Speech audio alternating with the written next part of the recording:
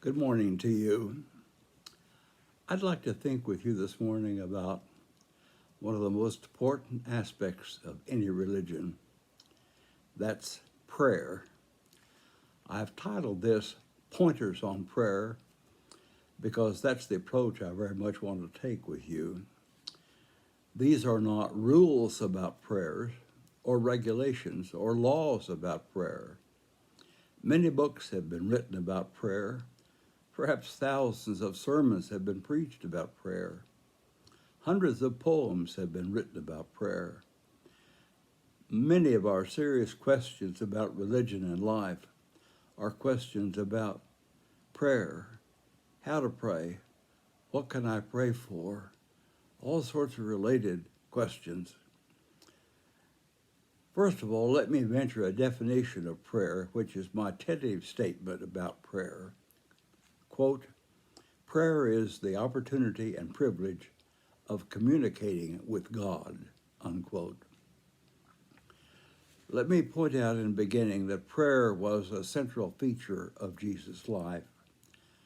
Jesus prayed to God. Jesus gave us a model prayer to pray to God. Jesus believed in prayer, practiced prayer during his ministry. He even prayed, remember, when he was on the cross. So, in praying, you and I are following Jesus' example and model. Let me be quick to say that there are no certain rules about prayer. You and I do not have to stand and address God in a certain way or particular fashion. There is no special formula for prayer. God understands prayer in every language, any language. God has an ear for every person in the world. God is always listening to us and to us. We do not have to pray a certain number of words arranged in a certain way for God to hear our prayer. We can pray anywhere, at any time, and under any circumstance. Sam Walter Foss wrote a rather humorous prayer years ago about prayer, and I'd like to share it with you. The poem is entitled The Prayer of Cyrus Brown. The proper way for a man to pray, said Deacon Lemuel Keyes, and the only proper attitude is down upon his knees. No, I should say the way to pray, said Reverend Dr. Wise, is standing straight with outstretched arms and rapt and upturned eyes. Oh, no, no, no, said Elder Slow. Such posture is too proud. A man should pray with eyes fast closed and head contritely bowed. It seems to me his hands should be austerely clasped in front, with both thumbs pointing toward the ground, said Reverend Dr. Blunt. Last year I fell in Hodgkin's well head first, said Cyrus Brown, with both my heels a-sticking up, my head a-pointing down. And I made a prayer right there and then, best prayer I ever said, the prayingest prayer I ever prayed, a-standing on my head. Well, it's a way of emphasizing, isn't it, that prayer can be in any sort of situation, any place, any time, and God will listen to us. I'd like to make an unusual suggestion to you about prayer. I'm taking a statement from John's Gospel into very special account as I make this invitation to you. In John 10:30, Jesus makes a startling declaration about his relationship to God. He says, and I quote, "The Father and I are one," unquote. Using this statement as the springboard, I invite you to consider this way of engaging in prayer. Especially if you're having difficulty picturing God, I invite you to picture Jesus. I know we do not know exactly what Jesus looked like, but you will probably have some idea, since Jesus was a human being just like us. You will have some sort of idea of what he might have looked like.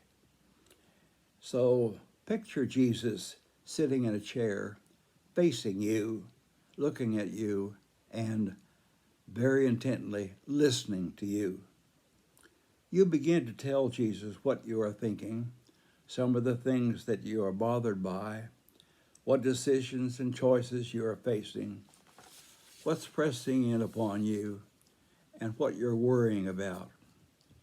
You look into the eyes of Jesus and you see and know that he is very intently looking and listening to you.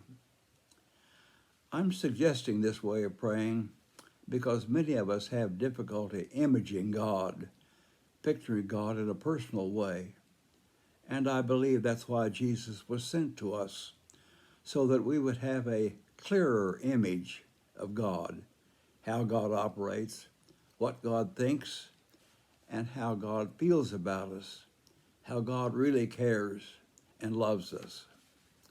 And so as you talk to Jesus, he asks you, tell me what you're feeling, and you are able to share what's going on in your heart and spirit.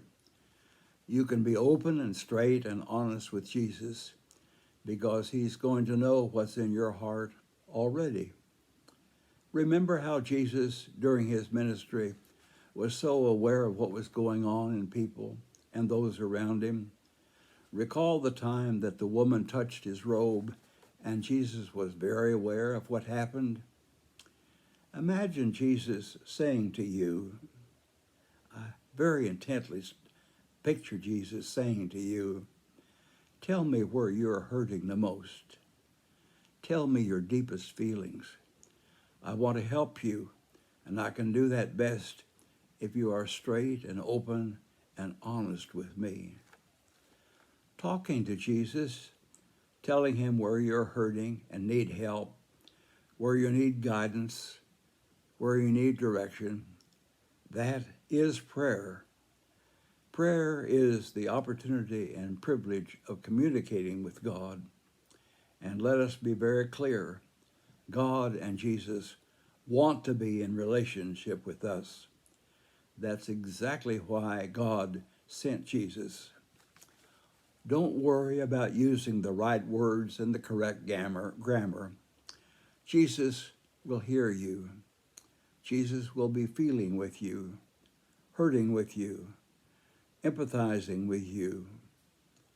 He will know where you are afraid and where you are scared. He will connect with the inner you. One final pointer. Remember that when Jesus was preparing to leave his disciples, he told them, I will ask the Father, and he will give you another helper to be with you forever. Another helper, if you will. Sometimes called comforter, sometimes called advocate. But I tell you, I really like the idea of God, of Jesus saying, I'm going to send you a helper. That helper is with you as you pray, as you live each day, as you hurt and decide, as you seek to follow Jesus daily.